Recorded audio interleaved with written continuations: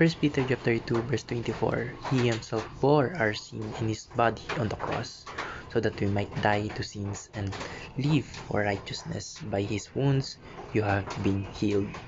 Magandang araw, at talakayin po natin ngayong araw sa ating daily devotion ay yung penal substitution. At ang una pong katuruan na natutuhan ko ngayong araw kay Pastor Russell Ocampo ay our sins require God's just punishment.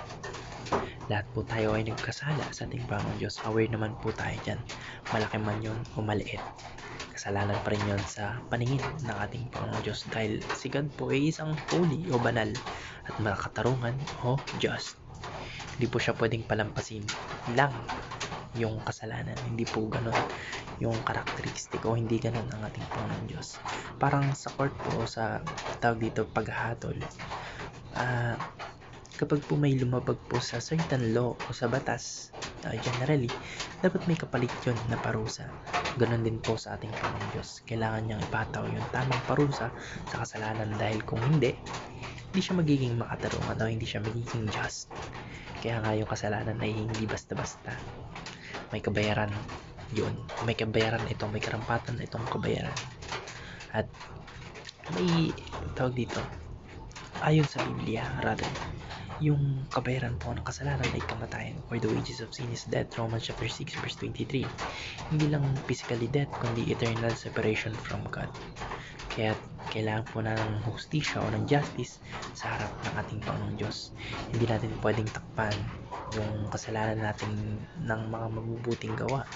Kasi nga po sinabi sa Ephesians chapter 2 verses 8 to 9, for by His grace you have been saved through faith. It is the gift of God, not your works, so that no one may boast. Yun, hindi natin pwedeng takpan yung ating kasalanan ng ating mga gawa o ng ating works, mabuti man o masama, kasi hindi sapat yun para bayaran yung utang natin sa ating Panginoon Diyos. May parusa po dapat, at yun yung kailangan natin maunawaan. May just punishment talaga sa kasalanan natin. At ang natutuhan ko naman po sa pangalawang katuruan ni Pastor Russell Ocampo ay our sins were punished in the body of Christ. Dito po papasok si Jesus.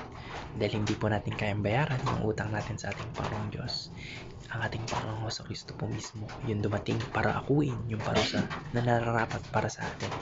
Ibig sabihin po, He Himself bore our sins in His body on the tree. Literal po na dinala ng ating Panginoong Diyos yung bigat ng kasalanan natin. Lahat po ng galit ng ating Panginoong Diyos na dapat sana nasa atin napunta ay inako lahat ng ating Panginoong Kristo sa katawan niya nang siya po ipako doon sa krus ng Kalbaryo. Hindi lang siya namatay physically, kundi naranasan niya yung spiritual agony ng separation from the Father. Imagine po natin, wala po siyang kasalanan, pero siya yung pinarusahan para sa mga kasalanan ginawa natin. Lahat ng kasinungalingan, lahat ng immorality, lahat ng pride, lahat ng rebellion against God, pinasan ng ating Panginoong Kristo.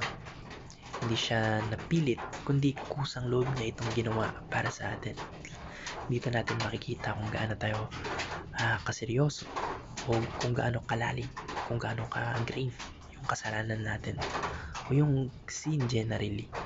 Pero makikita rin natin kung gaano kalalim yung pag-ibig ng ating Panginoong Diyos dahil inayaan niya ang kanyang anak na magdusa para sa atin.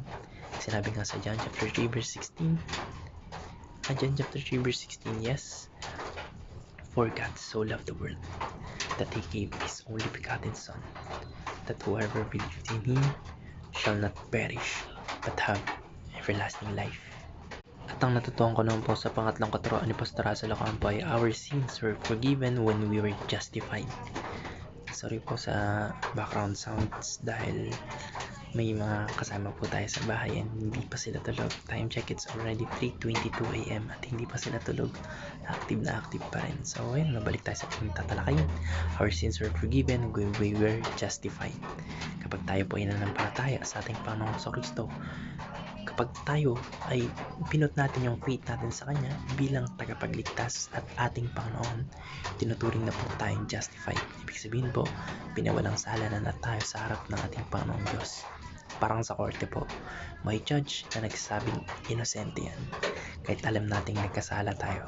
Pero hindi ito unjust kasi bayad na yung kasalanan natin sa ating Panginoong Kristo. Dahil siya o sa kanya na pinataw yung parusa na nararapat para sa atin. So when we are justified, pinapatawad na yung lahat ng kasalanan natin. Past, present, and future sins. Hindi dahil mabait tayo, hindi dahil sa ating mga mabubuting gawa, kundi dahil sa ginawa ng ating Panginoong Kristo doon sa krus ng Kalbaryo. So, by His wounds, you have been healed. Sinabi rin po ito sa ating passage of the day. Dito po, pinapakita po na dahil sa pagdurusa ng ating Panginoong Kristo, gumaling po tayo. Hindi lang physically, kundi pati spiritually.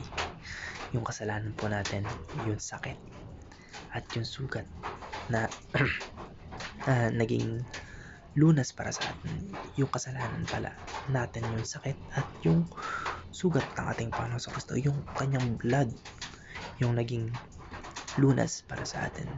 Kaya sa justification, hindi lang tayo pinatawad, binibigyan pa tayo ng bagong buhay, bagong relasyon sa Diyos, at bagong layunin, that we might die to sin and live to righteousness. Yun lang po. Maraming salamat and God bless. Amen.